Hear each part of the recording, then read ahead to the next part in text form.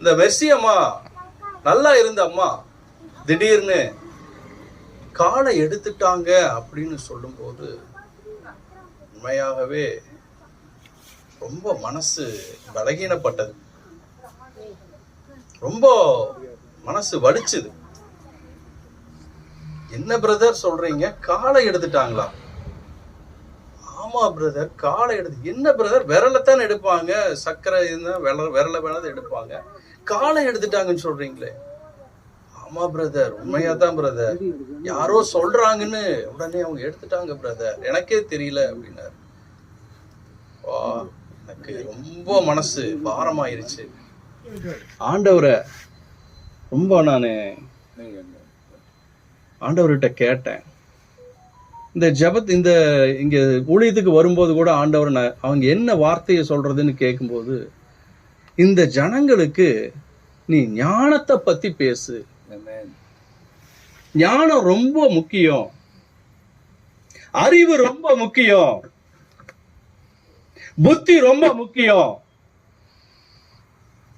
ஞானம் இல்லாமை இதற்கு காரணம், புத்தி இல்லாமை இதற்கு காரணம், விவேகம் இல்லாம இதுக்கு காரணம். நீ ஞானத்தை பத்தி பேசு, நீ அறிவை பத்தி போதி. யாரோ சொல்றாங்கன்னு சொல்லி தன்னுடைய முழு பலத்தை தாங்குற அந்த காலை எடுத்திருக்கிறாங்களே, இனி கொஞ்ச நாள் டைம் கொடுத்திருக்கலாமே, இனி யார்கிட்டயாவது கேட்டிருக்கலாமே, இனி யார்கிட்டயாவது சொல்லி இருக்கலாமே, அட்வைஸ் கேட்டிருக்கலாமே, ஆலோசனை கேட்டிருக்கலாமே அப்படின்னு சொல்லி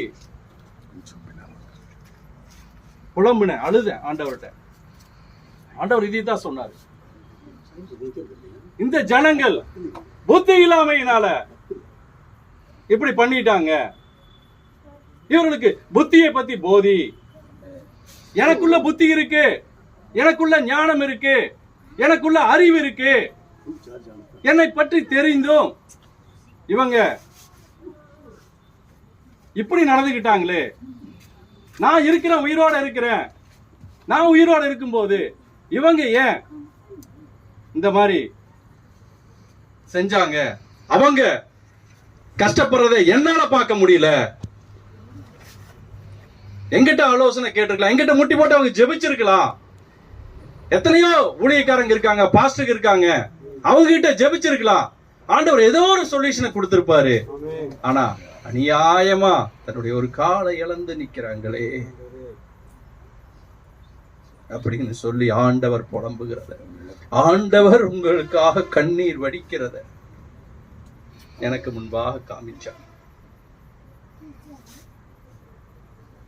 ஞானம் ரொம்ப முக்கியம், ஞானம் ரொம்ப முக்கியம், அறிவு ரொம்ப முக்கியம்.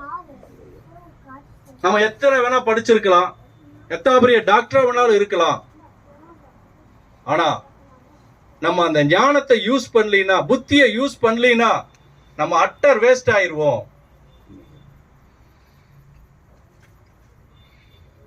பொக்கிஷங்கிறது ஒரு புதையல்.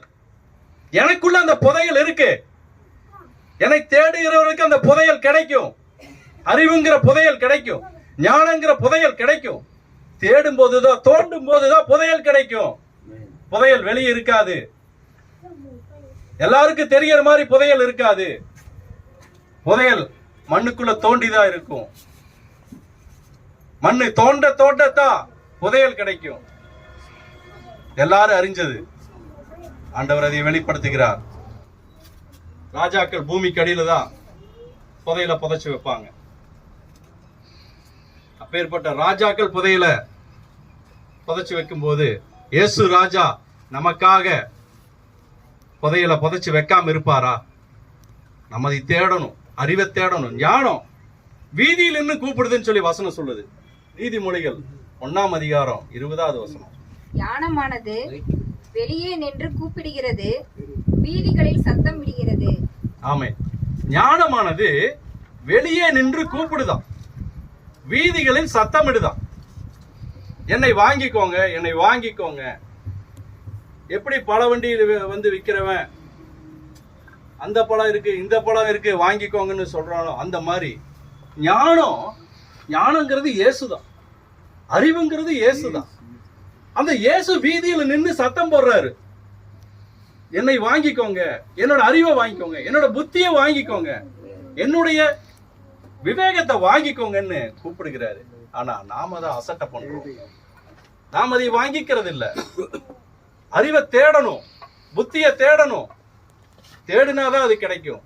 நீதிமொழிகள் 1:7 கர்த்தருக்கு பயப்படுதலே ஞானத்தின் ஆரம்பம், மூடர் ஞானத்தையும் போதகத்தையும் அசட்டை பண்ணுகிறார்கள். ஆமென். கர்த்தருக்கு பயப்படுதல் தான் ஞானத்தின் ஆரம்பம். கர்த்தருக்கு யார் பயப்படுறாங்களோ அவங்களுக்கு ஞானம் கிடைச்சிரும். கர்த்தருக்கு பயப்பட்டிருந்தீங்கன்னா நீங்க கரெக்டா சர்ச்சுக்கு போவீங்க. கர்த்தருக்கு பயப்பட்டீங்கன்னா நீங்க கரெக்டா வீட்டுல ஆராதனை பண்ணுவீங்க. கர்த்தருக்கு பயப்பட்டீங்கன்னா நீங்க சண்டை போட மாட்டீங்க. கர்த்தருக்கு பயப்பட்டீங்கன்னா நீங்க வேற விக்கிரகத்தை தேடி போக மாட்டீங்க. அப்போ கர்த்தருக்கு யாரு பயப்படுறாங்களோ அவங்களுக்கு என்ன கிடைக்குமா? ஞானத்தோட ஸ்டார்டிங் பாயிண்ட் கிடைச்சிருமா? என்ன தம்பி? ஞானத்தின் ஆரம்பம். யாரு கர்த்தருக்கு பயப்படுறாங்களோ அவங்களுக்கு ஞானம் கிடைச்சிரும். மூடன் ஞானத்தையும் போதகத்தையும் அசட்டை பண்ணிக்கிறான். மூடன்கிறது யாரு தம்பி? மூடன்னா யாரு? அறிவில்லாதவன், முட்டாள். நம்ம சொல்ற நம்ம லாங்குவேஜ்ல சொன்னா முட்டாள். முட்டாள் என்ன பண்ணுவானா? ஞானத்தை அசட்டை பண்ணுவானா? ஞானத்தை என்ன பண்ணுவான்? அசட்டை பண்ணுவான். இதெல்லாம் எனக்கு தேவையில்லை, எனக்கு ஞானமெல்லாம் தேவையில்லை, இயேசு தேவையில்லை அப்படின்னு யார் சொல்லுவாங்க? முட்டாள், மூடன், முட்டாள் தான் அப்படி சொல்லுவான். அப்போ நம்ம எல்லாம் யாரு? இயேசுவை தேடுறவங்க. அப்போ நம்ம ஞானம் உள்ளவர்கள். அப்போ நம்ம ஞானம் உள்ளவர்களா நல்லா யோசிச்சு எந்த முடிவையும் எடுக்கணும். நம்ம எந்த முடிவையும் எடுக்கும்போது என்ன பண்ணணும்? கர்த்தர்கிட்ட கேட்காம முடிவு எடுக்க கூடாது.